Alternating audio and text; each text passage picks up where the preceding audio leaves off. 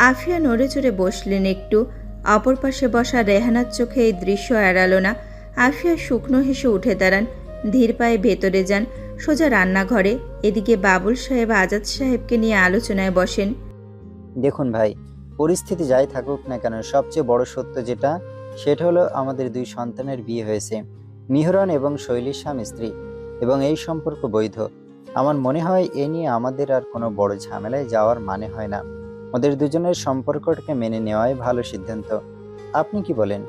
আজাদ সাহেব নিজের সহধর্মিনীর দিকে তাকান, চোখের ইশারায় প্রশ্ন করেন যে কি করবেন, কিন্তু স্ত্রীর থেকে আশানুরূপ কোনো উত্তর পান না। এরপর একটু থেমে নিজেই বাবুল সাহেবকে জিজ্ঞেস করেন, ভাই আপনার কথা তো শতভাগ সঠিক, তবে আপনাদের আসলে আমাদের শৈলীকে মানতে। বাবুল সাহেব সাথে সাথে থামিয়ে কথা দেন, কি বলছেন এসব ভাই? শৈলী মামুনিকে আমাদের মানতে আবার কি সমস্যা হবে? ওকে গত 1.5 বছরের ওপর থেকে সামনে দেখছি। এত লক্ষ্মী সুশীল মেয়ে, আপনাদের দেখতেও সে ভারী মিষ্টি। ওকে এই বাড়ির মেঝো বউ হিসেবে পেলে আমরা তো বরং খুশি হব। কি বলো আফিয়া? ততক্ষণে আফিয়া বুয়াকে দিয়ে ট্রেতে করে খাবার নামাচ্ছে টেবিলে। ওনার থেকে কোনো উত্তর না পেয়ে বাবুল সাহেব ভেবেছেন উনি মনে হয় শোনেননি, তাই আবার বললেন, বলছি, শৈলী মামুনিকে কি আমাদের মিহরানের বউ হিসেবে তোমার মানতে কোনো আপত্তি আছে? আফিয়া নিজের স্বামীকে একবার দেখলেন, তারপর আজাদ আর রেহানার দিকে চেয়ে একটা শান্ত হাসি দিলেন। না, শৈলী মামনি তো অনেক ভালো মেয়ে। বাবুল সাহেব উচ্ছ্বাসিত কণ্ঠে আওড়ালেন, তাহলে তো আমাদের তরফ থেকে সব ঠিকঠাক। এবার আপনারা বলুন, মিহরানকে জামাই হিসেবে পছন্দ হয়েছে কিনা? আজাদ সাহেব এবার প্রাণবন্ত হাসি হাসলেন। আমার মেয়ের সম্মান বাঁচাতে যে তাকে বিয়ে করে নিজের জীবনসঙ্গিনী বানাতে পারে, তার কাছে আমার মেয়েকে তুলে দিতে আমার কোনো দ্বিধা নেই, এবং আপনার ভাবিও একই মত দিবে আমি জানি। সবার চোখ রেহানাতে পড়লে উনি নিজেও হেসে দেন। এক হাসিতেই সবার কাছে পরিষ্কার হয়ে গেল ওনার অনুভূতি। বাবুল সাহেব এবার উচ্ছ্বাসিত হয়ে বললেন, তাহলে তো সব ঠিক হয়েই গেল। আজাদ ভাই, ভাবি, এবার একটা ডেট দেন। আমাদের বৌমাকে দেখতে আসবো কবে আমরা? আমি কিন্তু আগেই বলে রাখি, ওদের বিয়ে হয়ে গেলেও একটা স্বাভাবিক বিয়ের সবকিছুই কিন্তু হবে ওদের জন্য। আমরা ধুমধাম করে আমাদের বৌমাকে ঘরে তুলতে চাই। মিহরান, তুমি কি বলো? এতক্ষণ সবকিছু শুনে মেহরান মনের ভেতর হাসছিল। বাবার কথায় ছোট করে বলল, তোমরা যেটা ভালো মনে করো। আজাদ সাহেবও নিজের ইচ্ছা পোষণ করলেন। আপনারা না করলেও আমি শুনতাম না ভাই, আমার ঘরের প্রথম বিয়ে, মেয়েকে ধুমধাম করে বিয়ে দিব, এটা আমার অনেক দিনের স্বপ্ন। তাহলে শুভ কাজে দেরি কিসের? বলুন, কবে আসবো বিয়ের তারিখ ফিক্স করতে? কালই আসুন। বাবুল সাহেব কিছু বলতে যাচ্ছিলেন, তার আগেই এবার কথা বললেন আফিয়া। না না ভাই, কাল না, আমাদের আত্মীয়দেরকেও তো সব জানাতে হবে, অন্তত ভাই বোনেদের সাথে শেয়ার করতে হবে। ওরাও তো বিয়ে পাকাপাকি করার দিন থাকতে চাবে। 1-2 দিন সময় দিন আমাদের। আজাদ সাহেব সহমত পোষণ করেন। আপনি ঠিক বলেছেন ভাবি, আমাদেরও আত্মীয়দের জানাতে হবে। ঠিক আছে, আমরা সময় নেই, না হলে 2-3 দিন। পাশের বাড়িই তো, যখন বলবেন তখনই আমরা তৈরি থাকবো আপনাদের আপ্যায়নে। এই বলে আজাদ সাহেব উঠে দাঁড়ান। ওনার দেখা দেখি বাকিরা ওঠে। তাহলে আজ উঠি ভাবি। আফিয়া জোর দিলেন, সে কি ভাই, ভাবি, রাত তো অনেক হয়েছে, আজকে আমাদের সাথে ডিনার করে যান। এখন তো বিআইনের হাতে যখন তখন খেতে এসে পড়বো ভাবি, চিন্তা করবেন না। তবে আজ উঠি, মেয়েদের সাথেও কথা আছে।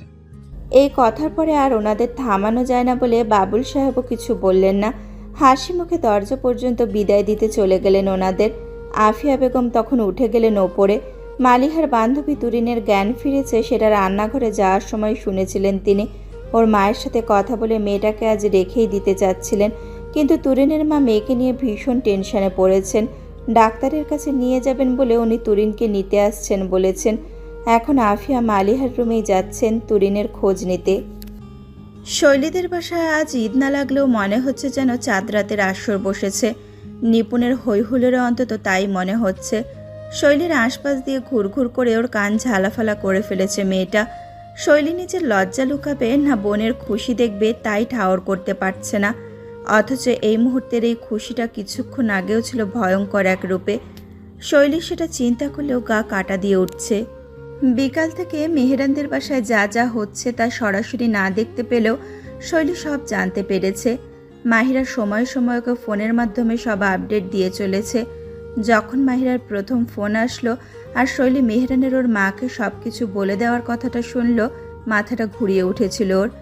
যেই পরিস্থিতিতে মেহরান বলেছে সেটা যে ওদের সম্পর্কের অনুকূলে ছিল না, এটা মাহিরার আতঙ্কিত স্বরেই বুঝেছিল শৈলী। থমকে গিয়েছিল তখনও। হৃদস্পন্দনের গতি আরও কয়েকশো গুণ বাড়িয়ে দিতেই যেন কিছুক্ষণ পর হয়েছিল মাহিবের আগমন ওদের বাসায়। ভাইয়া এসে যখন মা বাবাকে ডেকে নিয়ে যায়, তখন শৈলীর আত্মা শুকিয়ে আসার জোগাড়। এরকমভাবে সব জানাজানি হয়ে যাবে সেটা কল্পনাতেও আসেনি কখনো। কিন্তু কিছুক্ষণ আগে মাহিরার সুসংবাদ সহ কল, এবং তার পরপরই বাসায় ঢুকে মায়ের আলিঙ্গনে জড়িয়ে যাওয়া, এইসব পেয়ে শৈলীর মনে হচ্ছিল আকাশে উঠছে। এতটাই হালকা বোধ হচ্ছিল। রেহানা ওকে জড়িয়ে ধরে হাউমাউ করে কাঁদলেন অনেকক্ষণ। তোর সাথে এত ভয়ঙ্কর ঘটনা ঘটতে যাচ্ছিল, আসার পর কেন জানাসই নাই আমাদের আম্মু? মিহরান সেই জায়গায় না থাকলে তোর কি হতো? আমি কেমনে বাঁচতাম মা, আমি কেমনে বাঁচতাম? আজাদ সাহেব রেহানার উত্তেজিত অবস্থা দেখে শৈলীকে তখনই কিছু বলতে চাইলেন না। আর এমনিতেও বলার ছিল না কিছু। সব বিভ্রান্তি মেহরান নিজেই যে দূর করে দিয়েছে। আজাদ আর রেহানা ওদের বাসা থেকে বিদায় নিয়ে বের হওয়ার সময় পেছন থেকে মেহরানের আওয়াজে থামে সবাই। মেহরান সামনে এসে সরাসরি আজাদ আর রেহানার সামনে দাঁড়ায়। আঙ্কেল, একটা অনুরোধ ছিল। আজাদ কৌতূহল নিয়ে মেহরানের দিকে তাকালো। মেহরান নিজের কথার মাঝে থামেনি। আপনারা শৈলীকে প্লিজ কিছু বলবে না। এইসব কিছুতে ওর কোনো দোষই নেই। রুম থেকে উদ্ধার করার পর ও অনেকক্ষণ অজ্ঞান ছিল, তাই সব সিদ্ধান্ত আমাকে একাই নিতে হয়েছিল। ও কিছু বুঝতেই পারেনি। আর বিয়েতেও প্রথমে মত দিতে চায়নি, বারবার শুধু আপনাদের দুজনের কথাই বলছিল। আমি পরিস্থিতির গম্ভীরতা বুঝে ওকে জোর করেছিলাম। এই পুরো ঘটনাটায় ও শুধু আমার সঙ্গে ছিল, সিদ্ধান্তে না। তাই প্লিজ ওর কোনো দোষ ধরবেন না। আজাদের তখনই বুক ভরে উঠেছিল মেহরানের কথায়। শৈলীর প্রতি ওর দায়িত্ব, ওর যত্নশীলতা দেখে তিনি মুগ্ধ। মেহরানের কাঁধে হাত চাপড়ে বাক্যবিহীন শুধু মাথা নেড়ে নিজের সম্মতি জানিয়েছিলেন। বাস্তবে ফিরে আজাদ সাহেব নিজের মেয়ের কাছে যান। স্ত্রীর কাছ থেকে মেয়েকে আলতো হাতে টেনে নিজের বুকে জড়ান। এইবার বাদ শৈলীরও ভাঙে, কেঁদে ফেলে ও বাবার বুকে। কেউ কোনো কথা বলে না, তবে কথোপকথন অনুভূতির মাধ্যমেই হয়ে যায়। কিছুক্ষণ এইভাবেই থাকার পর আজাদ সাহেব মুখ খোলেন। মেয়েকে শুধু দুটি প্রশ্ন করেন। মেহরানকে জীবনসাথী হিসেবে মেনে নিতে তোমার কোনো সমস্যা নেই তো? এই বিয়েতে তুই সুখী তো? কান্না ততক্ষণে থেমেছিল শৈলীর। বাবার প্রশ্নটা তাই মন দিয়ে শুনেছে। ঠোঁট টিপে নিজের লজ্জা লুকানোর প্রচেষ্টা চালালো কিছুক্ষণ।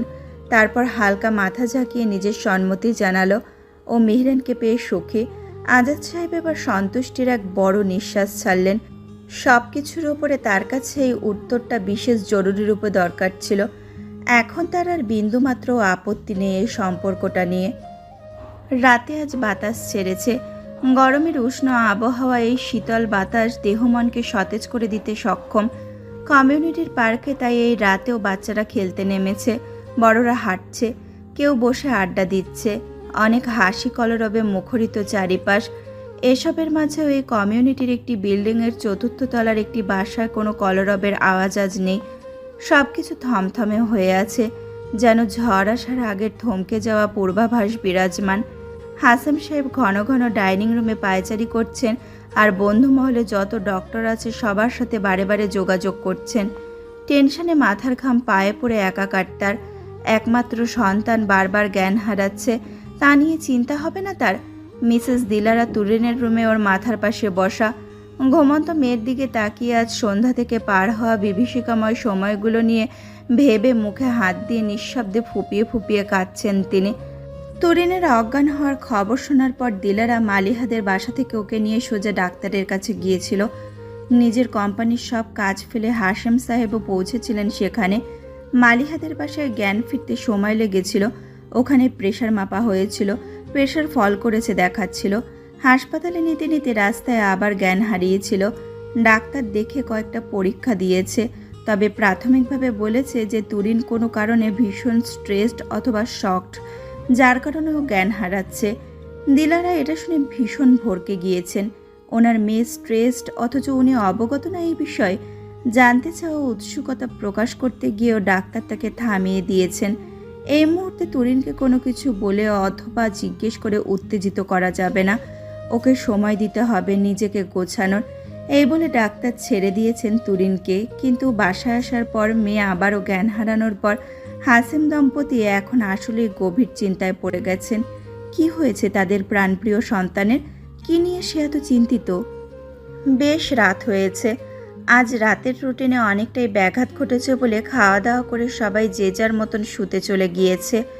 নিপুণ বোনের বিয়ের খবর শুনে এতটাই উত্তেজিত ছিল আর এত লাফালাফি করেছিল যে ক্লান্ত হয়ে খাবার পর বিছানায় আসতেই তলিয়ে গেছে সে ঘুমের সাগরে। মা বাবার রুমের দরজাও বন্ধ। এই নিস্তব্ধতায় শুধু শৈলী জেগে আছে, শুয়ে আছে, কিন্তু কোনোভাবেই ঘুমাতে পারছে না। নিপুণের মতো লাফালাফি করতে পারেনি শুধু লজ্জায়, কিন্তু ভেতর ভেতর তো খুশিরা মিছিলে নেমেছে আজ।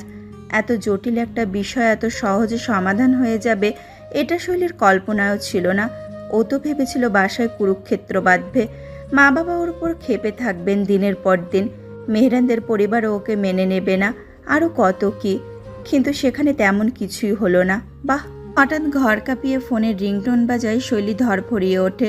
নিপুণ জেগে যেতে পারে ভেবে জলদি ফোনটা পিক করে। মেহরানের নাম্বার দিকে কানে তোলে। হ্যালো, কি ব্যাপার?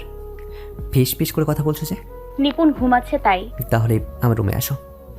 শৈলীর চোখ কপালে ওঠে। কি অকপট প্রস্তাব লোকটার! আপনি কি পাগল হয়ে গিয়েছেন নাকি? পাগল হব কেন? আমার স্ত্রীকে আমার কাছে ডাকা কি ভুল কথা নাকি? শৈলী নিঃশব্দে হাসে।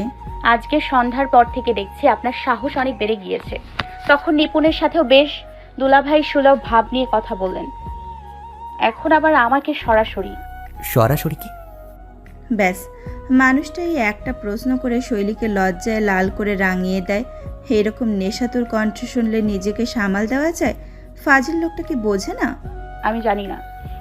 তুমি আসলে উপরে আসবে না? শৈলী অধৈর্য হয়ে বলে। কিভাবে আসবো বলুন তো? আজকেই সবাই সব জানলো।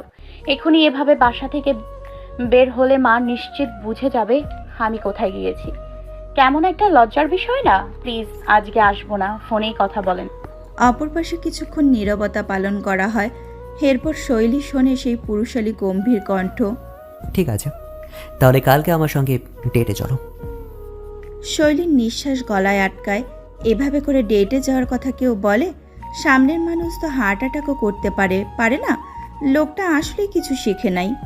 কি ব্যাপার, যাবেন আমার সঙ্গে? কোথায়? ডেটে। আরে তা বুঝলাম, কিন্তু কোথায়? সেটা বলবো না, গেলেই বুঝতে পারবে। কখন যাব? ইউনিভার্সিটি আছে তো, আপনারই ক্লাস আছে। ক্লাসে পরই যাব। সন্ধ্যা হয়ে যাবে না? হলে হবে। তোমার স্বামীর সাথেই তুমি বের হচ্ছ, এখন সেটা সবাই জানে।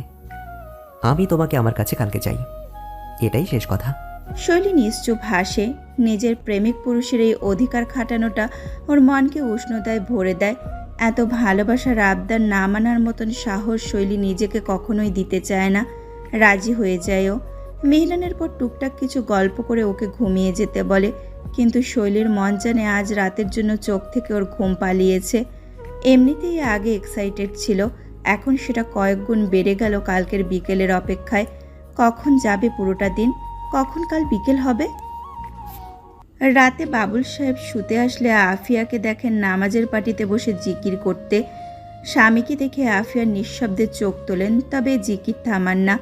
বাবুল সাহেব ওয়াশরুমে গিয়ে ফ্রেশ হন। নামাজ তিনি মসজিদে গিয়ে আগেই পড়ে এসেছেন।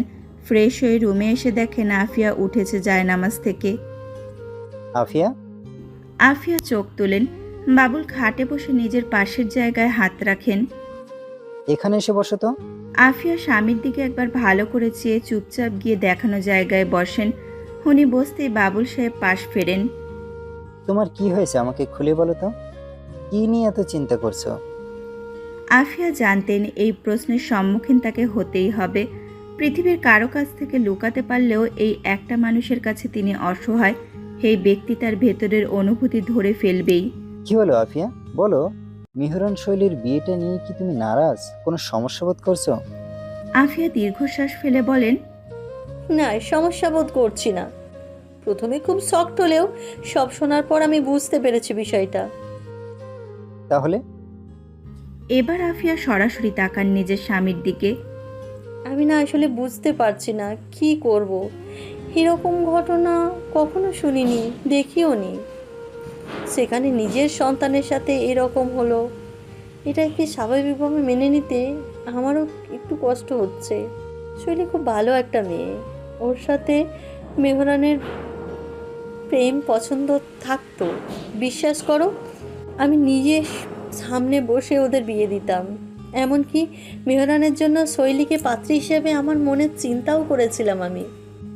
কিন্তু এখন এভাবে বিয়েটা। বাবুল সাহেব স্ত্রীর হাতের উপর নিজের হাত রাখেন। আমি তোমার কথা বুঝতে পারছি আফিয়া। মা হিসেবে তোমার এরকম বোধ হওয়াটা স্বাভাবিক, কিন্তু যেটা হয়ে গেছে সেটাকে তো আমরা পাল্টাতে পারবো না। আমি মিহরনের কাছ থেকে কাবিননামাটা দেখেছি, ওদের বৈধভাবেই বিবাহ হয়েছে। পরিস্থিতির শিকার হলেও এটা সত্য যে ওরা স্বামী স্ত্রী। এবং মিহরনকে দেখে আমি যেটা বুঝতে পারছি, ও এই সম্পর্কটাকে পুরোপুরি মেনে নিয়েছে। শৈলীকেও সম্মান করে, পছন্দ করে, ওর ব্যাপারে যত্নশীল। শৈলীও নিশ্চয়ই একই অনুভূতি ধারণ করে, না হলে মিহরন এতটা দৃঢ়বোধ করতো না। বাবুল একটু থামেন, নিজের স্ত্রীকে কথাগুলো বোঝার কিছুক্ষণ সময় দিয়ে আবার কথা শুরু করেন। দেখো, তুমি তো নিজেই চাইতে শৈলীকে এই ঘরের বউ বানাতে, তোমার ইচ্ছাটাই তো পূরণ হলো। হ্যাঁ, হয়তো বা একটু অন্যভাবে হয়েছে, তবে পূরণ তো হয়েছে। এতটা ভেবো না আফিয়া। ওরা দুজন প্রাপ্তবয়স্ক। বাবা মা হিসেবে আমাদের এখন মূল কাজ ওদের সমর্থন করা, সাপোর্ট করা, ওদের সদ্য গড়া নড়বড়ে বন্ধনটাকে মজবুত করে দেওয়া। আমি কি ভুল কিছু বললাম? আফিয়া ঠোঁটে এবার হাসি ভাঙে, প্রাণবন্ত চোখে তিনি তাকান। আপনি ঠিক বলেছেন। আসলে প্রথমে অত কিছু নিয়ে আউলিয়ে গিয়েছিলাম যে ঠিকভাবে চিন্তা করতে পারিনি। বাবুল সাহেব স্ত্রীর কথায় তুষ্ট হন। আমি কাল সবাইকে ডেকেছি, একসাথে মিলে আলোচনা করে আমরা একটা ডেট বের করি, কি বলো? বিয়ে তো হয়ে গেছে যেহেতু, তাই বৌমাকে তুলে আনতে আর দেরি করব কেন? হ্যাঁ, ঠিক বলেছেন। কালকেই সবার সাথে কথা বলে আজাদ ভাইকে জানিয়ে দিন। আমাদেরও শপিংয়ের অনেক কাজ আছে, শৈলীর জন্য গয়নাও তো বানাতে হবে। বাবুল জোরে হেসে ফেললেন। তুমি পারো আফিয়া। এই চেহারা দেখে কে বলবে যে কিছুক্ষণ আগে এখানে অমাবস্যার চাঁদ দেখা দিয়েছিল? এখন চলো ঘুমাই, টেনশন নিও না, আস্তে আস্তে সব ঠিক হয়ে যাবে। আফিয়া মুচকে এসে খাট থেকে উঠে রুমের পর্দা টেনে লাইট নিভিয়ে দিলেন। সকালে শৈলী ঘুম থেকে উঠে রুম থেকে বের হয়ে অবাক হলো। নিপুণকে চা বানাতে দেখে ও কাছে গেল। কিরে নিপুণ, তুই চা বানাচ্ছিস যে? আম্মু কই? নিপুণ মলিন মুখে তাকায়। আম্মুর নাকি একটু শরীর খারাপ, বাবা বলল। শৈলী শুনে দৌড় দিল মায়ের রুমে। রেহানাকে ঘুমিয়ে থাকতে দেখে টেনশনে পড়ে গেল। মা তো এই সময় কখনো ঘুমান না, তাহলে বাবাকে তৈরি হতে দেখে ডাকলো। বাবা। আজাদ সাহেব ঘুরে তাকান, শৈলীকে দেখে সামনে আসেন। শৈলী স্বর নামিয়ে জিজ্ঞেস করলো, আম্মুর কি হয়েছে? আজাদ মুচকি হাসেন। কিছু হয়নি রে মা, গতকাল অনেক রাত পর্যন্ত জেগে তাহাজ্জুদের নামাজ পড়ে কেঁদেছে। তোকে নিয়ে আসলে কালকে অনেক বেশি ভয় পেয়ে গিয়েছিল। ফজর নামাজের পর জোর করে আমি ওকে বিছানায় শুয়েছি, তারপরেও কি ঘুমায়? চোখ লেগেছে মনে হয় ঘন্টাখানেক আগে, তাই নিপুণকে বলেছি মাকে ডিস্টার্ব না করতে। শৈলী মিয়ে যায়। ইস, মা কত টেনশন করছেন ওকে নিয়ে। বাবা, আজ আমি ভার্সিটি যাব না, মায়ের কাছে থাকি। কোনো দরকার নেই আপি, তুমি যাও, আমি আছি আম্মুর সাথে। পেছন থেকে নিপুণের আওয়াজ শুনে শৈলী তাকায়। বাবার চা ওনার হাতে দিয়ে নিপুণ বলে, আজ আমার কলেজে মাত্র একটা ক্লাস, কোচিংয়ের স্যারও কি একটা কাজে আজ অফ দিয়েছেন। আমি তাই পুরো সময়টা বাসাতেই আছি, তুমি চিন্তা করো না। আর আম্মুর তো তেমন কিছু হয়নি, ভালো একটা ঘুম দিলেই ঠিক হয়ে যাবেন। আজাদ সাহেব ও ছোট মেয়ের কথায় সম্মতি দিলেন। শৈলী মলিন মুখে মাথা নাড়া দেয়। আজাদ সাহেব চা নিয়ে ভেতরে যেতেই নিপুণ বোনের কানের কাছে ঠোঁট নিয়ে আসে। আপু, আজকে তো কোনোভাবেই ক্লাস মিস করা যাবেই না, তোমার দুলা ভাইয়ের সাথে ডেট আছে, ভুলে গেছো? শৈলী তড়াক করে ফিরে তাকায়। বোনের দুষ্টুমি ভরা মুখ দেখে ভীষণ লজ্জা পায়। পাকনিটা তাহলে রাতে সব শুনে ফেলেছে। ইস, কি লজ্জা! তবে লজ্জার বহর যে সবে শুরু সেটা শৈলী তখনও বোঝেনি। রেডি হয়ে বাসা থেকে বের হতেই মাহিরা মেহরাবের আক্রমণে রীতিমতো হকচকিয়ে উঠল। মেহরাব ওকে ভাবি ভাবি বলে যার পরনায় লজ্জায় লাল করে ফেলল। আর মাহিরাও আজ ওর যমজকে থামালো না, শৈলীকে এই লাজ থেকে বাঁচালো না, বরং মেহরাবের সাথে যুক্ত হয়ে ওকে আরও লাজে ডুবিয়ে ছাড়ল। এমনকি নিচে মেহরান গাড়ি নিয়ে আসার পরও প্রতিদিনের মতন শৈলী পেছনে বসতে গেলে মেহরাব থামিয়ে দিল ওকে। সরি ভাবি, আপনার সিট আপনার স্বামীর পাশে, দয়া করে নিজের সিটে গিয়ে বসুন।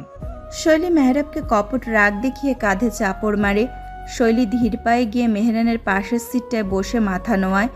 মেহরান সবই দেখে, সবই বোঝে, তবে পেছনে ছোট ভাই বোন দেখে কিছুই বলে না, শুধু ঠোঁটে হালকা হাসি নিয়ে গাড়ি স্টার্ট দেয়। ভার্সিটির পার্কিং লটে এসে গাড়ি পার্ক করতে মেহরান চট করে শৈলীর ডান হাত ধরে ফেলে। এতে করে মাহিনা মেহরাব সাথে শৈলী নামতে পারে না। মেহরান ভাই বোনেদের নামার অপেক্ষা করে। পেছনের দরজা বন্ধ হয়ে গাড়ি খালি হতেই মেহরান কাছে আসে শৈলীর। আমার ক্লাস শেষে আমি তোমার জন্য এখানে ওয়েট করব। কথাটা যত দ্রুত বলেছে ঠিক তত দ্রুতই শৈলীর গালে একটা চুমু বসিয়ে সরে এসেছে মেহরান।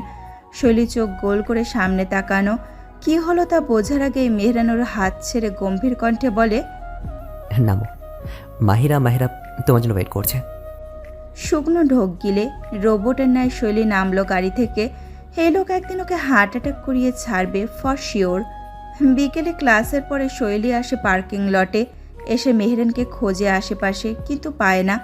তখনই ফোন আসে নিপুণের। শৈলী ফোন ধরে। হ্যালো আপি, ফোন দিয়েছিল। আম্মুর কি অবস্থা রে? তুমি এই নিয়ে 4 বার খোঁজ নিয়েছো আপু। বললাম তো আম্মু ভালো আছেন, এখনো মনমরা হয়ে আছেন, চুপচাপ আছেন, তবে শরীর ভালো। আমি কি চলে আসবো? কি বলিস তুই? খবরদার আপি, তুমি ভাইয়ার সাথে যাবা অবশ্যই। আম্মুর তো কিছুই হয়নি, আর আমি তো আছি। কোনো সমস্যা হলে আমি ফোন দেব, কিন্তু তার আগে তুমি আর টেনশন করবা না। Enjoy your time. শৈলী তখনই মেহরানকে আসতে দেখে নিপুণের ফোনটা রাখলো। ওর মুখের মলিনতা ধরতে মেহরানের একটুও সময় লাগলো না, সাথে সাথেই কাছে এসে পড়ল। কি হয়েছে শৈলী, সব ঠিক আছে তো? শৈলী হাসতে চেষ্টা করে বলে, কিছু না, আসলে আম্মুকে নিয়ে একটু টেনশন করছিলাম। কেন, কি হয়েছে মায়ের? শৈলী থমকে তাকায় মেহরানের দিকে। ও কি আসলেই মা শব্দটা উচ্চারণ করলো? আম্মুর কিছু হয়নি, রাতে আমাকে নিয়ে টেনশন করেছিল, তাই ভালো ঘুম হয়নি ওনার, এই কারণে। বাসায় যাবে আজকে? তাহলে বাদ দেবো? না না, চলুন, নিপুণ আছে আম্মুর কাছে, একটু তাড়াতাড়ি ফিরলেই হবে। মেহরান হাসি টেনে শৈলীকে গাড়িতে বসতে বলে নিজে চলে গেল ড্রাইভিং সিটের কাছে। তারপর দ্রুতই বের হয়ে যায় ওকে নিয়ে ক্যাম্পাস থেকে। সন্ধ্যা 7:30টায় মেহরান গাড়ি এনে লিফটের সামনে থামে। খুব সুন্দর একটা সন্ধ্যা কাটিয়েছে দুজন। শেফস টেবিলের কোর্ট সাইডে গিয়েছিল দুজন। জম্পেস খাবার খেয়ে মন ভরে গল্প করেছে সূর্যাস্তের মাঝে।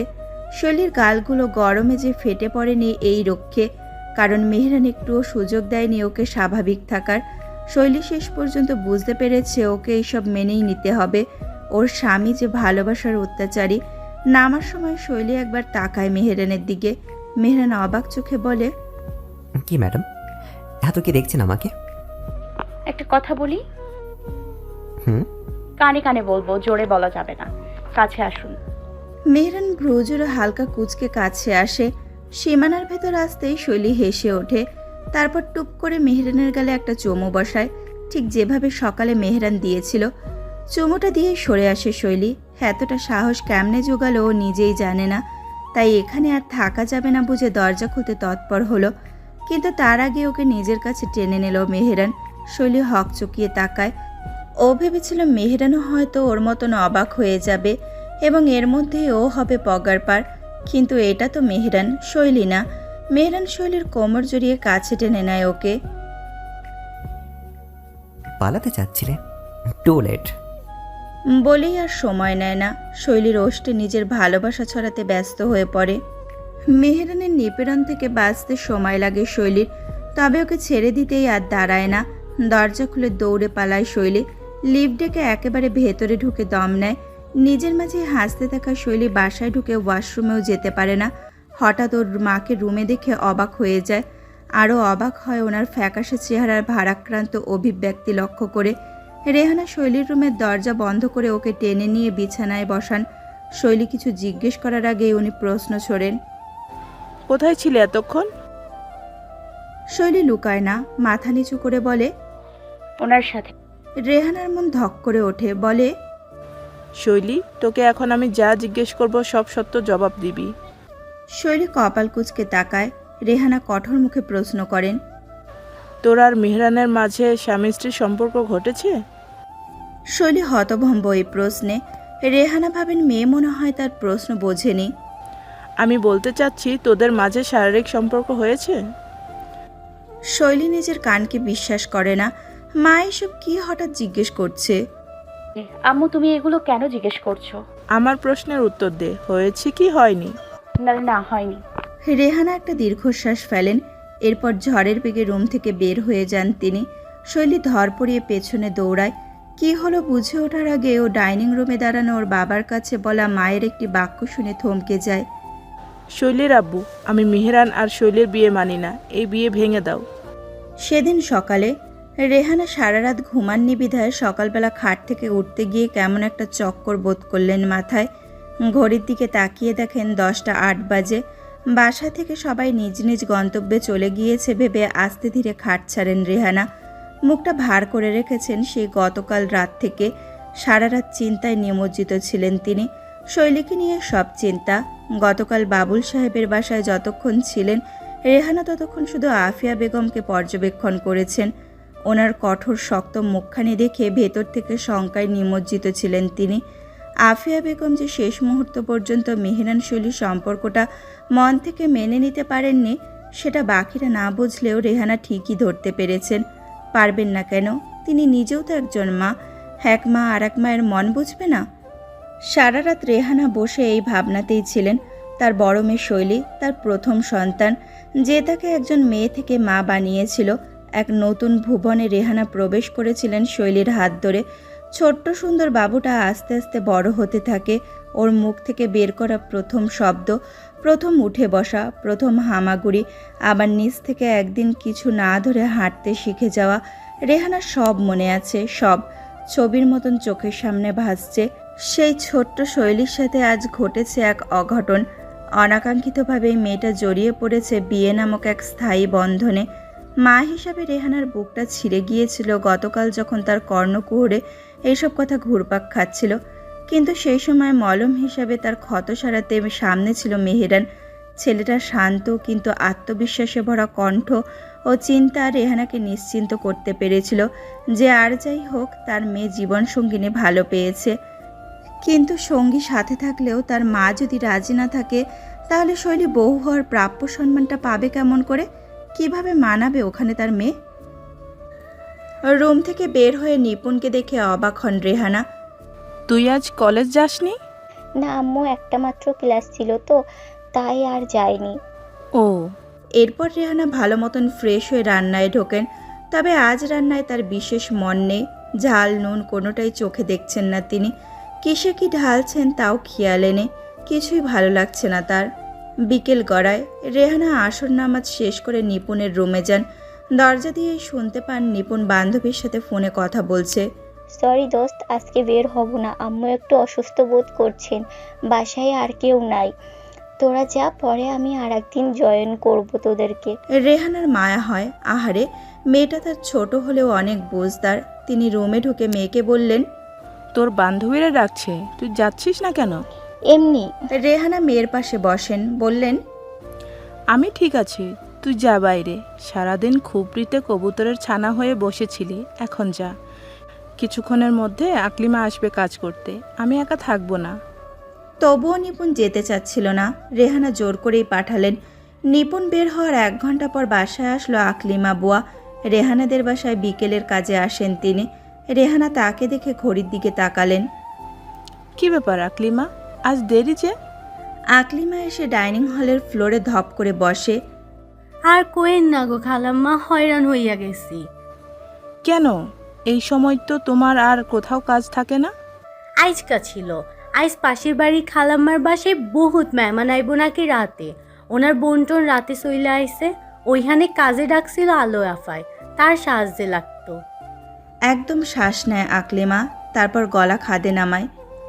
জানেন খালাম্মা, ওই বাড়িত মেলা গন্ডগোল চলতাছে, সিরাম চিল্লাচিল্লি হইতাছে, বিশেষ কইরা 3 তলার খালাম্মা মানে সারের বোন আর ওই খালাম্মা ছোট বোন বেশি চিল্লাইতাছে। কোন ভাড়াটিয়ার মাইয়াল্লাই ক্যাসাল বাসছে জানি, বিয়া শাদির মামলা বুঝছেন। এক খালাম্মা চিল্লাইতেছিল যে ওই বাড়ির ছেলেরা নাকি ওই ভাড়াটিয়ার মাইয়া ফুসলায় ফসলায় বিয়া করছে। আমি রান্নাঘর থেকে এইটুকুই শুনছি। আলোই আপারে জিজ্ঞাসা করছিলাম কি হইছে, কারে নিয়া কথা কয় এরা, কিন্তু হেও মুখে কুলুপ আসছে। অনেক বছর ধইরা হে বাসায় আসতো, এত সহজে মুখ খুলবো না, বুঝছেন খালাম্মা? রেহানা এসব কথা শুনে সকালের মতন, তবে তার থেকেও কয়েক গুণ বেশি জোরে মাথা ঘোরা শুরু করলো। তার সারাদিনের দুশ্চিন্তাগুলো এইরকম বড় আকারে বাস্তবে রূপ নেবে সেটা সে আজ করতে পারলেও শোনার জন্য হয়তো প্রস্তুত ছিলেন না। ডাইনিংয়ের চেয়ারে বসতে গেলে ভারসাম্য হারালেন নিজের। আকলিমা দৌড়ে এসে না ধরলে পড়েই যেতেন ফ্লোরে। আরে খালাম্মা, হঠাৎ কি হইল আপনার? খারাপ লাগে নাকি? পানি খান, পানি খান। কোনো মতে একটু পানি মুখে দিলেন রেহানা। তারপর আকলিমা ওনাকে রুমে নিয়ে শুইয়ে দিলেন। একটু নিজেকে সামলেই মোবাইলটা হাতে নিলেন রেহানা। ঝটপট ফোন দিলেন তার স্বামীকে। শৈলীর আব্বু, কোথায় তুমি? তাড়াতাড়ি বাসায় আসো, খুব জরুরি কথা আছে তোমার সাথে, তাড়াতাড়ি আসো। শৈলীর আব্বু, আমি মেহরান আর শৈলীর বিয়ে মানি না, এই বিয়ে ভেঙে দাও। শৈলী নিজের দরজার সামনেই থমকে দাঁড়ায়। পাথুরে রূপ ধারণ করে তক্ষণে। নিজেও বোঝে না চোখের মাঝ দিয়ে বেয়ে যাওয়া চিকন বাড়িধারার আগমন। নিপুণ মাত্র বাসায় ঢুকেছে। মায়ের কথাটা কানে পৌঁছাতেই ও নিজেই আটকে গেল সদর দরজার কাছে।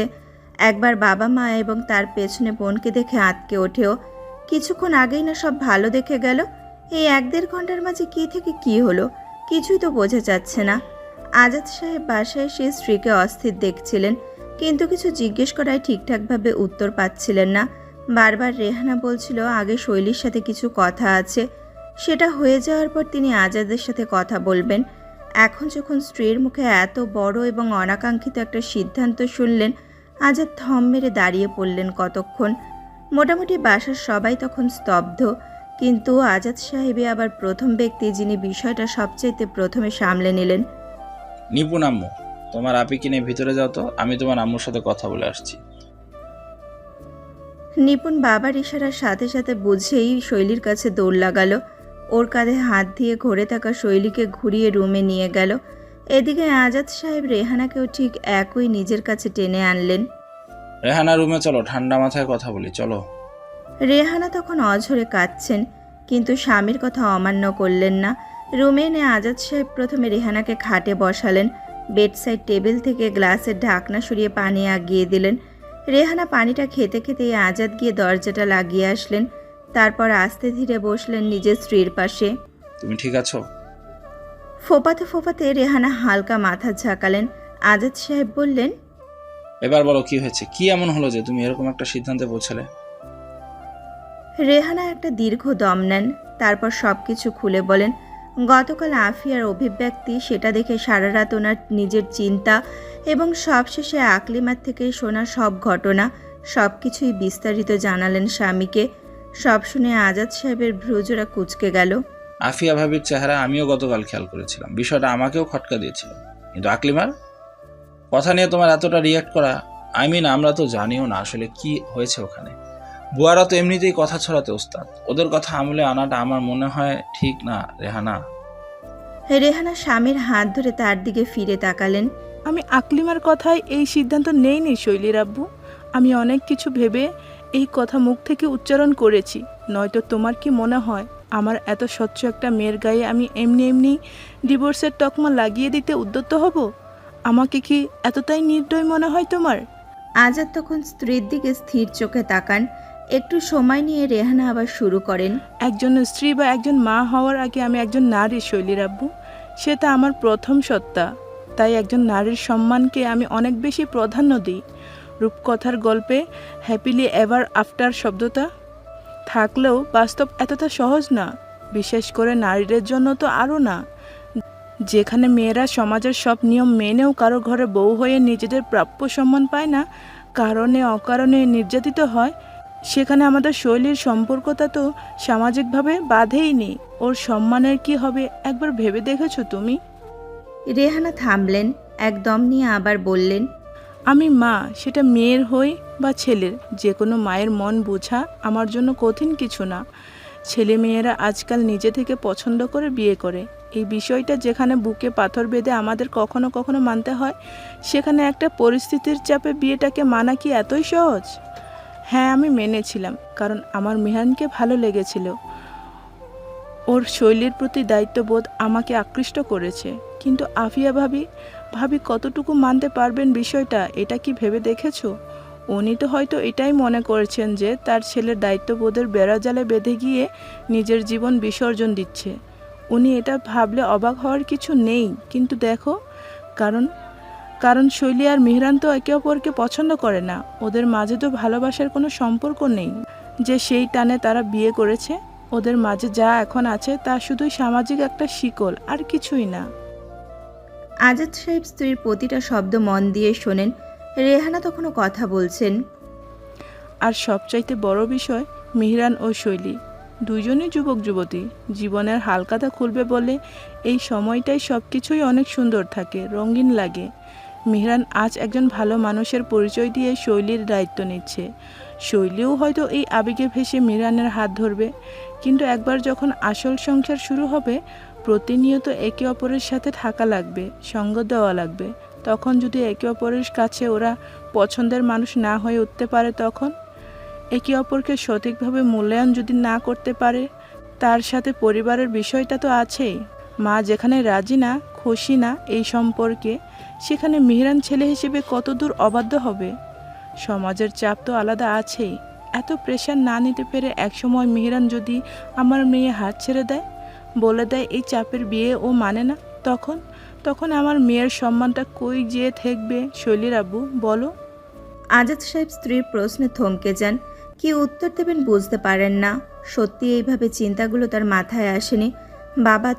বাবাদের বোধহয় এভাবে চিন্তা করার ক্ষমতা বিধাতাই দিয়ে পাঠাননি। এইসব ভাবনা শুধু মা জাতি করতে পারে, আর তাই তো মায়েদের মর্যাদা অনেক ওপরে। রেহানা কঠোর কণ্ঠে নিজের ইতি কথা টানলেন। আমি জীবিত থাকতে আমার মেয়ের কোনো প্রকার সম্মানহানি হোক, তা চাই না শৈলীর আব্বু। লোকে এসে বলবে আমার মেয়ে ফুসলিয়ে ফাসলিয়ে মিহরানকে বিয়ে করেছে, আর আমি তা শুনবো? সেটা কখনোই সম্ভব না। তাই প্রথম পদক্ষেপটা আমাদেরই নেওয়া উচিত বলে আমি মনে করি। আর এমনিতেও আকলিমার মুখে যা শুনলাম তা যদি সত্যি হয়, তাহলে তারাই হয়তো এই সম্পর্ক নিয়ে দ্বিতীয়বার চিন্তা করবে। তারা মুখ খোলার আগে তুমি ওনাদের মানা করে দাও শৈলীর আব্বু, প্লিজ। এরপর রেহানা একদম চুপ হয়ে যান। তার সাথে সাথে পুরো রুমটাও ডুবে যায় নিস্তব্ধতায়। এতটাই চুপচাপ পরিবেশ যে ঘড়িতে সেকেন্ডের কাঁটাটাও বাজার শব্দ স্পষ্ট পাওয়া যায়। এভাবে চলে হয়তো পুরো 10 মিনিট।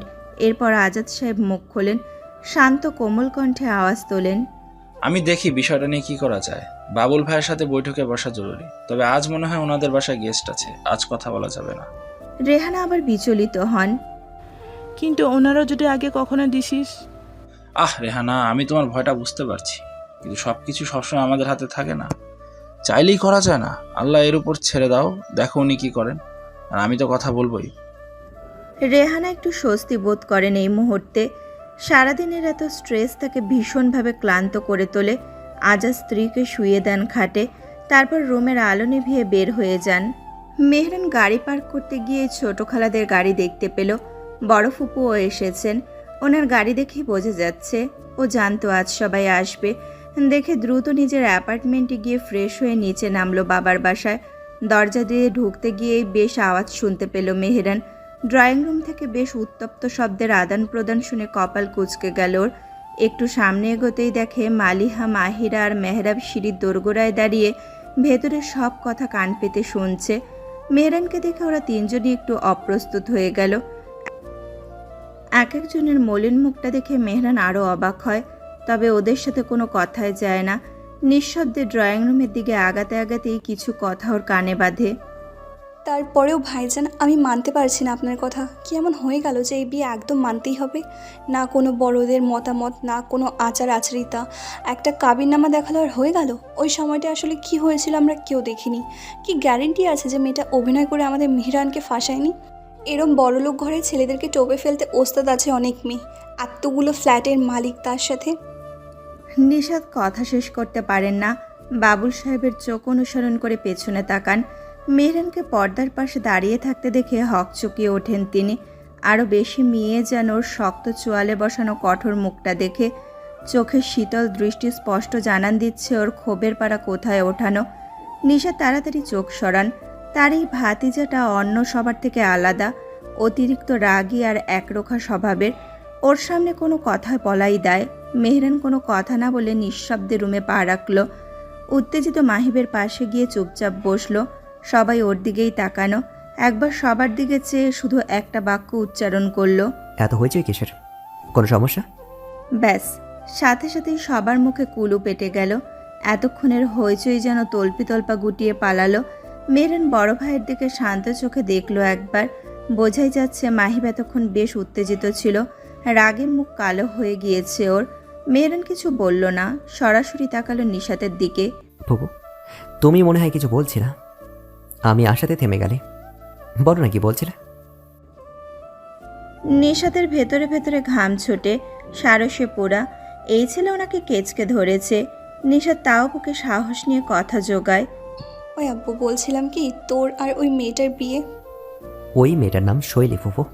মেহরানের কাচের মতো কণ্ঠে নিশাত ঢোক গেলে মেহরান প্রশ্ন আবার করে। হ্যাঁ, আমার আর শৈলীর বিয়ে নিয়ে কি বলছিলা? নিশাত দীর্ঘশ্বাস ছাড়ে, বেশ বিরক্ত হয়। এই 2 দিন আগে জন্ম নেওয়া ছোকরাকে এত ভয় পাওয়ার কি আছে? নিশাত এবার সরাসরি তাকান। দেখ মেহরান, তোর আর ওই শৈলীর বিয়ে আমরা মানতে পারছি না। এই বিয়ে তোর ভেঙে দেওয়া উচিত। রুমে বসা বাকি বড়রা একটু অপ্রস্তুত হয়ে পড়লেন। এমনকি মাহিবের চোখেও কিছুটা ভয় দেখা দিল। ও মেহরানের দিকে তাকায়। ভাবলেশীন চেহারা দেখে নিজের অনুজের। মেহরান একটুও থমকায় না। কেন ভাঙতে হবে? এখানে বিয়ে না মানার কি আছে? নিশাত তখন পুরোই উত্তেজিত মেজাজে বলল, না মানার কি আছে মানে? এটা কোনো বিয়ে হলো নাকি? এরকম ফিল্মি বিয়ে আমাদের পরিবারে আগে হয়নি। সমাজ বলে একটা কথা আছে মিরান, আমাদের পরিবারে একটা নাম আছে। সেই পরিবারে এই কাণ্ড শুনলে মানুষে কি বলবে? সবাই ছিছি করবে। আমরা মুখ দেখানোর জায়গা পাবো না আব্বা। মেহরান এবার একটু নড়ে চড়ে বসে বলে, তোমার কথা ঠিক বুঝতে পারলাম না ফুপু, যা বলার সরাসরি বলো। নিশাতের রাগের পাড়া বাড়তে থাকে। ওর পাশে বসা আফিয়ার ছোট বোন তখন মুখ খোলে। মেহরান, ফুপু যা বলেছে একদম ঠিক বলেছে। আমিও ওর সাথে একমত। সমাজ এই ধরনের বিয়েকে কখনো মেনে নেয় না বাবা। মেয়েটা নাকি কোথায় বন্দি ছিল, সেখান থেকে তুই উদ্ধার করেছিস শুনলাম। না জানি মেয়েটার সাথে আগে কি হয়েছিল। কি হয়েছিল মানে কি খালা? কি বলতে চাও তুমি? মেহরানের উদ্যত আওয়াজে একটু চমকে ওঠেন ঐশ্বর্যের মা। না না না, মানে বলতে চাচ্ছি, এভাবে কোনো মেয়ে তো কোথাও আটকে যায় না, তাই না? নিশ্চয়ই কোনো সমস্যা হয়েছিল আগে। কারোর সাথে কোনো কিছু থাকতেও তো পারে ওর। এসব উল্টাপাল্টা মেয়েদেরকে নিজের পরিবারের বউ বানানো কতটা যুক্তিসঙ্গত বল? মেহরানের হাত ততক্ষণে মুষ্টিবদ্ধ হয়ে গিয়েছে। এতক্ষণ নিজেকে কোনো মতে সামলাতে পারলেও এখন ওর চেহারায় স্পষ্ট ফুটে উঠছে রাগের রেখা। কপালের রগগুলো দপদপ করে জ্বলছে। উচিত একটা উত্তর বের করতে যাবে, তার আগেই পাশ থেকে শুনতে পেল মাহিবের কঠিন কণ্ঠস্বর। খালামণি, একটু বুঝে শুনে কথা বলো। মেয়ে কিন্তু তোমার ঘরেও আছে। আজ না জেনে না বুঝে শৈলীকে এখানে দাঁড় করাচ্ছ। কাল তোমার মেয়ে ওইখানে দাঁড়াতে পারে, তখন কি বলবে? হ্যাঁ, আসিয়ার চোখ বের হয়ে আসার জোগাড়। ঐশ্বর্য চেহারা তৎক্ষণাৎ মনে পড়তেই রীতিমতো কাঁপুনি দিয়ে ওঠে তার পুরো বদনে। নিমেষেই চুপটি মেরে যান তিনি। এদিকে বাবুল সাহেব আর আফিয়া সব দেখছেন, সব শুনছেন, কিন্তু কিছুই বলছেন না। বাবুল সাহেব বলার সুযোগ পাচ্ছেন না। এতক্ষণ অনেক কিছু বোন আর শালিকাকে বুঝিয়েছেন, কিন্তু লাভের খাতায় পড়েছে বড় একটা শূন্য। ওনার বড় বোন যদিও চুপ করে আছেন, তবে বোঝা যাচ্ছে না উনি রাজি কিনা। আর আফিয়া এতক্ষণ চুপ ছিলেন ইচ্ছে করে। গতকাল রাতে স্বামীর কথায় নিজে থেকে পুরোপুরি শৈলীকে মেনে নিলেও দুপুরের পর আসা ছোট বোন আর ননদ তার কিছুটা হলেও ব্রেন ওয়াশ করতে সক্ষম হয়েছেন। প্রথম দিকে আফিয়া ওদেরকে বোঝানোর চেষ্টা করেছিলেন নিজের মতন করে, কিন্তু একটা জায়গায় গিয়ে তিনি আটকে যান যখন তার ছোট বোন তার সামনে কয়েকটি প্রশ্ন রাখেন। দেখো আপা, তোমার সব কথা মানলাম। মেয়ে ভালো, পরিবার ভালো, মেহেরা নিজেই দায়িত্ব নিয়েছে সব কিছুর, সব ঠিক আছে। কিন্তু এগুলা সব বর্তমান আপা, ভবিষ্যৎ না। মনে রাখো, এই মেয়েকে মেহরান পছন্দ করে বিয়ে করেনি, চাপে পড়ে বিয়ে করেছে। কাল যদি এই মেয়ের থেকে ও মুখ ফিরায় নেয়, তখন কি করবা তুমি? তোমার মেজো ছেলেকে তুমি চেনো না? যেই একরোখা স্বভাবেরও পারবা এই সম্পর্ককে ফিরায় নিয়ে আসতে? তাই তখন সেই ডিভোর্সটা হবে, সেটা এখন হয়ে যাওয়া ভালো না?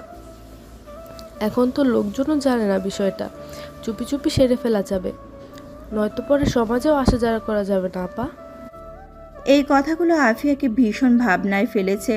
আগেও চিন্তা করেছিলেন এটা নিয়ে, তবে স্বামীর কথায় তখন যুক্তিসঙ্গত লেগেছিল, কিন্তু এখন মনে হচ্ছে সত্যি মেহরান যদি শেষ পর্যন্ত মেনে না নেয় এই বিয়ে, ছেলেটার জীবনটাও যাবে, সাথে মেয়েটার গায়েও দাগ লাগবে। সব কিছু চিন্তা করে পুরো আউলিয়ে গিয়েছেন আফিয়া, ঠিকঠাক কিছুই সিদ্ধান্ত নিতে পারছেন না। হঠাৎ মাহিবের আওয়াজে এসব ভাবনা থেকে তিনি বের হয়ে এসেছিলেন।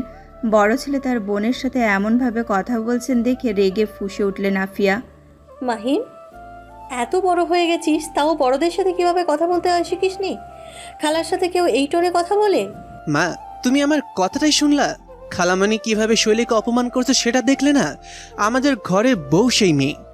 হ্যাঁ, আজ বউ সে ঠিক আছে, তবে কালও থাকবে। তুই এই গ্যারেন্টি কিভাবে দিতে পারিস? এই বলে তবদা খাওয়া মাহিবের থেকে মেহরানের নিরেট শক্ত চেহারা চোখ রাখেন আফিয়া। তোকে আমি সরাসরি প্রশ্ন করছি মেহরান, আর যেই মেয়েকে নিজের স্ত্রীর মর্যাদা দিতে গিয়ে তুই তোর খালা খালুর সাথে তর্কে নেমেছিস, সেই সম্পর্কে টিকিয়ে রাখার গ্যারেন্টি তোর আছে? তোদের বিয়েটা লাভ ম্যারেজ না অ্যারেঞ্জ ম্যারেজ? কোনো নামই নেই যেই সম্পর্কের, সেটা স্থায়িত্ব তুই কিভাবে আশা করিস? শৈলীকে তুই পছন্দ পর্যন্ত করিস না, সেখানে কে বলেছে আমি শৈলীকে পছন্দ করি না? আফিয়া নিজের কথার মাঝেই হোঁচট খান, চোখ বড় বড় করে তাকান ছেলের দিকে। মেহরান এখন তার দিকে সোজা তাকানো। তোমাকে কে বলেছে আমি শৈলীকে পছন্দ করি না? আফিয়া ছেলেকে বোঝানোর চেষ্টা করেন। আমরা এই পছন্দের কথা বলছি না আব্বু, বিয়ের পর প্রথম আবেগের ভরে পছন্দও চলে আসে। আমি শৈলীকে বিয়ের পর পছন্দ করি না আম্মু। বিয়ের অনেক আগের থেকে আমি শৈলীকে পছন্দ করে রেখেছিলাম। সেই রাতের ঘটনা না ঘটলেও আমি মনে মনে সিদ্ধান্ত নিয়েছিলাম তোমাদের কাছে শৈলীর ব্যাপারে আমি কথা বলবো। বিয়ে যে হয়ে হোক আম্মু, শৈলীকে আমি আমার জীবন সঙ্গী হিসেবে চেয়েছি এবং তাকেই পেয়েছি। তাই এই সম্পর্কটাকে নিয়ে আমার এক বিন্দুও সন্দেহ নেই। এবং তুমি জানো আমি আমার কথায় কখনো হেরফের করি না। এবার মেহরান স্তব্ধ হয়ে যাওয়া আফিয়ার থেকে দৃষ্টি সরিয়ে তা নিবদ্ধ করে সামনে বসা ওর খালা আর ফুপুর দিকে। গা হিম করা শীতল কণ্ঠে বাক্যগুলো উচ্চারণ করে ও। এতক্ষণ আপনারা যা বলেছেন আমি আপনাদের প্রতি শ্রদ্ধাবোধ দেখে চুপ থেকেছি, কিছু বলিনি। তবে এখন আমি কিছু কথা বলবো। মেহরানের একদম শ্বাস নেওয়াটা যেন নিশা তার আসের গলায় আটকায়। শৈলী বৈধরূপে আমার স্ত্রী এবং আমি ওকে সম্পূর্ণভাবে গ্রহণ করেছি। ওর ভূত বর্তমান আমার জানা আছে। সেই রাতে ওর সাথে কি হয়েছিল এবং কি হতে পারত সেগুলোর ব্যাপারেও আমি অবগত। তাই পৃথিবী অথবা সমাজকে কি বলল তা নিয়ে আমার মাথা ব্যথা নেই। আজ ওর পাশে আমি যেভাবে দাঁড়িয়েছি ভবিষ্যতে আমি সেভাবেই থাকবো ইনশাল্লাহ। এই নিয়ে কাউকেই চিন্তা করতে হবে না, তাই আপনার অহেতুক এসব আলোচনায় বসবেন না। অবশেষে মেহরান তাকায় ওর বাবার দিকে। বাবুল সাহেবের চেহারা থেকে ঠিকরে বের হয়ে আসা গর্বিত হাসিটা দেখে কোমল স্বরে ডাক দেয় ও। বাবা, সবাইকে বিয়ের ব্যাপারে আলোচনা করার জন্য ডেকেছ, সেটা করে নিজের ঘরের মেজ বউকে বরণ করার জন্য তৈরি হও। মুখ থেকে আর একটা বাক্য না উচ্চারণ করে মেহরান হলরুম ছেড়ে বের হয়ে গেল। পেছনে রেখে গেল একদম শীতল এক পরিবেশ। নিশুতি রাত। গত 2 দিন ধরেই বেশ বাতাস বইছে, সাথে কেমন থম মেরে থাকা এক আবহাওয়া। ঝড় আসার আগাম বার্তা যেন। বাইরের এরকম বৈরী পরিবেশটা যেন শৈলীর মনের প্রতিফলন দিচ্ছে। ওর মনের আকাশও যে আজ একদম উতলা, অস্থির। মায়ের মুখ থেকে বের হওয়া সেই সর্বনাশা বাক্য কানে এখনও ঝংকার তুলছে শৈলীর। মেহরানের সাথে ওর বিয়েটা মানেন না তিনি। চিন্তায় আসতে আবার কেঁপে উঠল। আপনাতেই চোখ খিচে বন্ধ করে ফেলে, আবার 2 ফোঁটা জল গড়ায়। সন্ধ্যা থেকে এত কাদার পরেও এত পানি আসে কোথা থেকে তাই বুঝতে পারে নাও। মেহরানের চেহারাটা চোখের সামনে ভেসে ওঠে শৈলীর। ওর তীক্ষ্ণ দৃষ্টি যেন এই মুহূর্তেও স্পষ্ট ওর দিকে ফেরানো। কি নেশালো সেই অক্ষি যুগল, কি নেশালো সেই অক্ষি যুগলের মালিক। সত্যি মেহরান এই কদিনে শৈলীর নেশাতে রূপান্তরিত হয়েছে। মানুষটাকে গভীরভাবে অনুভব করতে শিখে গিয়েছে। হয়তো সম্পর্ক শুরুটাই বৈধভাবে ছিল বলেই এতটা আগাতে পেরেছেও, কিন্তু এখন তো আর পেছানো সম্ভব না, একেবারেই না। মেহরানকে ছাড়া এক মুহূর্ত জীবন চালানো সম্ভব না শৈলীর। শৈলী বিচলিত হয়, খাট ছাড়ে, মায়ের সাথে কথা বলার জন্য আগায়। যেভাবেই হোক মাকেও বোঝাবে।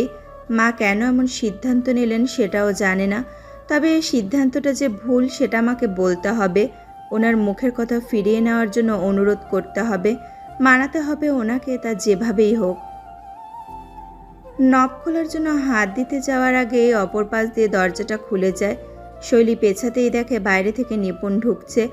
বড় বোনের রক্তি মাখিয়ে এলোমেলো চুল দেখে বিচলিত হয়ে কাছে আসে। আরে আপি, তুমি কি পাগল হয়ে গেলে নাকি? এভাবে কেউ ভেঙে পড়ে? আমি কিছুক্ষণের জন্য বাইরে গেলাম, তুমি আবার কান্না শুরু করছো। শৈলী আর পারে না, ঝাঁপিয়ে পড়ে বোনের কাঁধে, হাউমাউ করে কেঁদে ওঠে। আম্মুর কি হয়েছে নিপুণ? আম্মু কেন এমন অলক্ষণী কথা বললো? বল না, আমাদের সম্পর্ক কেন মেনে নেবেন না তিনি? কি সমস্যা? নিপুণ বোনকে আগলে নিল নিজের মাঝে, একবার দুদিক থেকে পেঁচিয়ে জোরে একটা আলিঙ্গন করলো, তারপর নিজের থেকে সরিয়ে সামনে নিয়ে আসলো। শৈলীর চোখের পানি মুছতে মুছতে বলল, আপি তুমি একটু সামলাও নিজেকে। আম্মুর কি হয়েছে তা কিছুটা মনে হয় আমি জানতে পারছি। চলো খাটে বসো, আমি সব বলছি। শৈলী নিপুণের কথা মতন খাটে গিয়ে বসলো। উৎসুক চোখে বোনকে ওর পাশে বসতে দেখলো। নিপুণ শৈলীর দিকে তাকিয়ে কথা শুরু করে, আজকে মেহরান ভাইয়াদের বাসায় একটু বাকবিতণ্ডা হয়েছে তোমাদের বিয়ের ব্যাপার নিয়ে। আমার মনে হচ্ছে আম্মু হয়তো কোনোভাবে সেটা শুনে ফেলেছে। শৈলীর ভ্রুজোড়া কুঁচকে যায়। কি হয়েছে ওখানে? আর তোকে এটা কে বললো? মাহিরা আপুর সাথে এতক্ষণ কথা হচ্ছিল, আমার আপুই জানালো সব। শৈলী সাথে সাথে খাটের আশেপাশে উন্মাদের মতন নিজের ফোন খোঁজে। সেটা পেতেই কোনো কাল বিলম্ব না করে কল করে মাহিরাকে। 2 রিংয়েই অপর পাশে রিসিভ হয়। হ্যালো ভাবিজান, কি অবস্থা আপনার? ফাজলামি বন্ধ কর মাহি, আগে বল আজ বাসায় কি হয়েছে। নিপুণ বল। আজকে তোদের বিয়ে নিয়ে বাসায় খালু ফুপুদের সাথে একটু ঝগড়াঝাটি হয়েছে, বুঝিসই তো।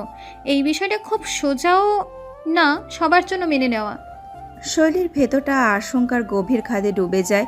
এতক্ষণ নিজের মাকে নিয়ে টেনশনে বেহাল ছিল, এখন আবার ওই পরিবারেও ঝামেলা। কি হবে এখন? শৈলী আছিস? হ্যালো বল। কিন্তু আজকে যেই ফিল্মি কান্ডা কারখানায় বাসায় হলো রে, আমি তো পুরাই টাস্কিত। শৈলী মাহিরার কথা বোঝে না, ক্লান্ত স্বরে বলে ওঠে, কি বলিস? মাহিরার উত্তেজিত কণ্ঠ শোনা যায়। আমার বলা রাখ, আগে তুই আমাকে বল, আমার ভাইকে এরকম পাগল খুললি কবে রে তুই?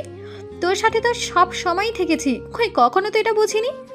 শৈলী অধৈর্য হয়ে বলে, মাহি আমার এইসব একদম ভালো লাগছে না রে, যা বলবি সরাসরি বল প্লিজ, কি হয়েছে? তাহলে শোন, গন্ডগোল তো লেগেই ছিল, কিন্তু সন্ধ্যায় মেহরান ভাইয়া এসে প্রতিটা মূর্খে পার্মানেন্ট তালা লাগিয়ে দিয়েছে। এরপর মাহিরা বিস্তারিত সব শৈলীকে জানায়। মেহরানের বলা কথাগুলো শুনে আজ সন্ধ্যা থেকে এই পর্যন্ত সময় এই প্রথম শৈলীর ঠোঁটে হাসি ভাঙে। লজ্জায় মুখ ডোবায় ও নিচে, তবে মনের ভেতর গর্বে ভরে যায়। মানুষটা এভাবে ওর জন্য সবার সাথে তর্কে জড়িয়েছে। আসলে কি ও নিজেও মানুষটার কাছে এতটা আপন হয়ে গিয়েছে? তাই তো মনে হচ্ছে। মাহিরা সব কথা শেষ করে বলল, তো এই হলো পুরো কাহিনী ম্যাডাম। শোন, এইদিকে এখন সব ঠিক আছে। ভাইয়া চলে যাওয়ার পর আব্বু আর বড় ভাইয়া মিলে ছোট খালা আর ছোট ফুপুকে অনেক কিছু বলেছে, বেশ ভালো ডোজ দিয়েছে। আমি তো জানি ছোট খালার ভেতর ভেতর মন কেমন পড়ছে। নিজের মেয়েকে ভাইয়ার সাথে বিয়ে দিতে পারলো না তো, তাই। সে যাই হোক, বড় ফুপুও শেষ পর্যন্ত রাজি, তো আর কোনো সমস্যা নেই, তুই নিশ্চিন্তে থাক। শৈলীর হাসি আবার মুছে গেল। কেমনে নিশ্চিন্তে থাকি বল মাহি? এখানে আম্মু হঠাৎ বেঁকে বসেছেন, ওনাকে কিভাবে বোঝাই? একসাথে এত টেনশন নিস না দোস্ত, শরীর খারাপ করবে। এইখানে তো সব ঠিক হলো, তোদের ওদিকেও হয়ে যাবে ইনশাল্লাহ। এখন তুই কান্নাকাটি বন্ধ কর, রেস্ট নিয়ে। আরও 2-1টা কথা বলে শৈলী ফোন রাখে। মনটা 2 ভাগে বিভক্ত। একদিকে মায়ের আশঙ্কা, তো আর একদিকে মেহরানের অভিব্যক্তি জানার উল্লাস। হঠাৎ শৈলী তৎপর হয়, মনটা আনচান করে ওঠে নিজের অর্ধাঙ্গের সাক্ষাতের জন্য। সাথে সাথেই খাট ছাড়েও, কোনো মতে পায়ে স্যান্ডেল গলিয়ে দৌড় দেয় দরজার কাছে। নিপুণ কিছু বুঝে ওঠার আগেই শৈলী রুমের বাইরে হারিয়ে যায়। মালিহা নিজের রুমে বসে নিজের চিন্তায় মগ্ন। একটু আগে কথা হয়েছে তুরিনের মায়ের সাথে। বান্ধবীর খোঁজ নিয়ে জানতে পেরেছে গতকালের পর আর জ্ঞান না হারালেও মেয়ের শরীরের কোনো উন্নতি হয়নি। হবেই বা কেমনে? উন্নতির জন্য খাওয়া দাওয়া করা লাগে, শরীরকে চনমনে বানানোর ইচ্ছা শক্তি থাকতে হয়। কিন্তু এগুলোর একটাও নাকি তুরিন করছে না, একদম চুপ মেরে নাকি বসে থাকে সারাক্ষণ। মিসেস দিলারামের হাবভাব কিছুই বুঝতে পারছেন না, কি হলো হঠাৎ সেটাও ওনার ধারণার বাইরে। মালিহাকে জিজ্ঞেস করেছিলেন, কিন্তু মালিহা বলেছে ও কিছু জানে না। আসলে মালিহা জানবে না কেন, কিন্তু বলবে কি তুরিনের মাকে? এটাই যে ওনার মেয়ে ওর ভাইয়ের হঠাৎ বিয়ের খবর শুনে এরকম শকড মোডে চলে গিয়েছে। এটা বলা যায়? সম্ভব? তুরিনের জন্য মায়া হয় আসলে মালিহার। মেয়েটার ভালোবাসাটা সত্য ছিল, কিন্তু সেটা নিয়তির সাথে পেরে উঠে পারল না। মেহেরান ভাই ছিল না ওর ভাগ্যে, শৈলীর ভাগ্যে ছিল। মালিহার চিন্তা এবার অন্যদিকে মন নেয়। শৈলী মেয়েটাকেও খুব পছন্দ করে। মাহিরার মতন ওকে ছোট বোনের আদরের ভাগিদার বানিয়েছে সব সময়, কিন্তু নিজের মেজো ভাইয়ের বউ হিসাবে কল্পনাতেও আনেনিও। কিন্তু আজ সেটাই সত্য। মালিহা চিন্তায় পড়ে, ওর কি এই সত্যটা সাবলীলভাবে মেনে নেওয়া উচিত? বোন হিসাবে অবশ্যই, ভাই যেখানে খুশি সেখানে ওর আপত্তি করার কিছুই নেই, কিন্তু বান্ধবী হিসেবে সেটা চিন্তা করলে তো আবার পাল্টে যায় পুরো ছক। মালিহার মাথা ধরে যায়, ধুর এত প্যাচ কেন লাইফে, উফ। এক নিঃশ্বাসে শৈলী সিঁড়ি বেয়ে ওপরতলায় ওঠে। ছাদে তখন উত্তাল হওয়ার উন্মাদনা চলছে, ঠিক যেন শৈলীর মনের মতন। ও দৌড়ে গিয়ে মেহরানের রুমের দরজায় জোরে জোরে নক করে, কয়েকবার করে। ভেতর থেকে নড়াচড়ার আওয়াজ পাওয়ার পরও থামে না ওর ধাক্কানো। কি ব্যাপার? কে এতবার নক? মেহরান দরজা খুলে কথা শেষও করতে পারে না, তার আগেই কারো গভীর আলিঙ্গনে নিজেকে জড়িত পায়। তীব্র বেগে ঘটনা ঘটায় ও পিছিয়ে পড়ে এক কদম, তবে আপনিতেই দুই হাত উঠে পেঁচিয়ে নেয় তাকে জড়িয়ে রাখা মানুষটাকে। মেহরান একবার নিচে তাকায়, শৈলীর কান্নার দমক বাইরের উত্তাল হাওয়ার আওয়াজকে ছাপিয়ে গিয়েছে। মেহরান তারপর সামনে তাকায় আকাশের দিকে। সেই আলিঙ্গনরত অবস্থাতেই ও শৈলীকে নিয়ে পিছপা হয়ে ভেতরে ঢুকে, তারপর এক হাত বাড়িয়ে লাগিয়ে দেয় দরজা।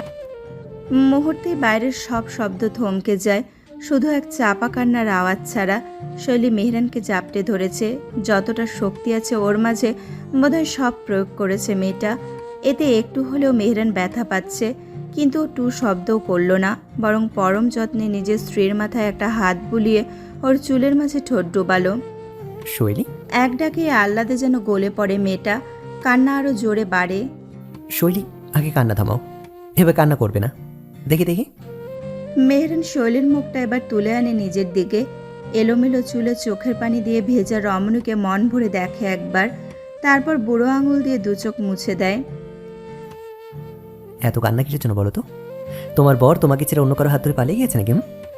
মেহরানের দুষ্টুমি তখনই ধরতে পারলেও শৈলীর মুখে হাসি ফুটল না, কান্না থামলেও হেঁচকি দিতে লাগলো অবিরত। মেহরান তা দেখে ওকে এক পাশ দিয়ে আগলে নিয়ে ওর খাটে এনে বসায়। শৈলীর পায়ে যেন কোনো বল নেই, মেহরান যেভাবে টানলো সেভাবেই গেল। শৈলীকে বসিয়ে মেহরান কাউন্টারের পিছে রাখা ছোট ফ্রিজ থেকে এক বোতল পানি আনলো। শৈলীর পাশে বসে নিজের বেডসাইড টেবিলে রাখা গ্লাসটাতে পানি ঢেলে এগিয়ে দেয় স্ত্রীর দিকে। শৈলী কোনো মতে গ্লাসটা নেয়, পানি এক ঢোকের মতন খেয়ে আবার ফিরিয়ে দেয়। মেহরান সেটা সরিয়ে রেখে আরেকটু কাছে ঘেঁষে ওর ডান হাত দিয়ে একপাশ হয়ে জড়িয়ে ধরে। এবার বলো, তুমি কান্না কেন করছো? শৈলী ক্লান্ত ভঙ্গিতে নিজের মাথা মেহরানের বুকে এলিয়ে দেয়, আকুতি ভরা কণ্ঠে শুধায়, আপনি আমার আম্মুকে বোঝাবেন প্লিজ। মেহরান কপাল কুঁচকায়। মাকে কি বোঝাবো? যাতে আমাদের বিয়েটা সে না ভাঙে। মেহরান এবার একটু তৎপর হয়ে বলে, মা আমাদের বিয়ে কেন ভাঙতে চাইবেন? কি হয়েছে আমাকে খুলে বলো শৈলী। শৈলী মাথা ওঠায় ওপরে, মেহরানের মুখোমুখি পাশ ফিরে কান্নারত অবস্থায় বলে, আমি নিজেও সব জানি না, কিন্তু আজকে সন্ধ্যায় আম্মু আব্বুকে বলেছে যে তিনি আমাদের বিয়ে মানেন না। এটা যেন আব্বু ভেঙে দেয়। কি? কেন? জানি না, তবে নিপুণ বলল আপনাদের বাসায় সন্ধ্যায় আজ আমাদের বিয়ে নিয়ে যে সমস্যা হয়েছে তা হয়তো আম্মু শুনে ফেলেছে। সেটা থেকেই প্লিজ আপনি আম্মুকে বোঝান যেন এই সিদ্ধান্ত যেন তিনি বদলে ফেলেন। আমি আপনাকে ছাড়া থাকতে পারবো না। তুমি চাইলেও দেব না আমি আমাকে ছাড়া থাকতে। শৈলী চুপ হয়ে মেহরানের দিকে দৃষ্টি দেয়, কাছে আসে মেহরান, গলা খাদে নামায়। কারণ আমি নিজেও যে তোমাকে ছাড়া থাকতে পারবো না। কেঁপে ওঠে শৈলী, ওর পাশে বসা নিরেট মুখের পুরুষটার মাতাল করা কণ্ঠ ওকে নেশায় ফেলে মুহূর্তে। ধীরে দু চোখের পলক নামিয়ে ফেলেও, মেহরান নিজের ডান হাত শৈলীর কাঁধ থেকে নামিয়ে কোমরে রাখে, আস্তে তবে শক্ত হাতে মিশিয়ে দেয় ওর ছোট্ট শরীরটা নিজের সাথে। সংকীর্ণ শৈলীর কানে ঠোঁট নামায়। আমি তোমার স্বামী শৈলী, তুমি আমার স্ত্রী। আমরা কোনো অবৈধ সম্পর্কে জড়িয়ে নেই। জানি অন্য কেউ কোনো নির্ণয় নেওয়ার ক্ষমতা রাখে, তা সেই মানুষটা যত কাছের হোক না কেন, আমরা না চাইলে কেউ আমাদের আলাদা করতে পারবে না। এখন তুমি বলো তো, তুমি কি আমার থেকে আলাদা হতে চাও? সাথে সাথেই ডানে বামে মাথা নেড়ে শৈলী নিজের মতামত জানায়। সম্ভবই না এই মানুষটার থেকে আলাদা হওয়া ওর। মেহরান তুষ্ট হয়, ঠোঁটে দুই কোণা একটু ভেঙে বলে, তাহলে নিশ্চিন্তে থাকো, কেউ আমাদেরকে একে অপরের থেকে আলাদা করতে পারবে না। It's a promise. দরকার পড়লে আমি নিজে মায়ের সাথে কথা বলবো। ওনাকে নিয়ে চিন্তা করার কোনো দরকার নেই তোমার।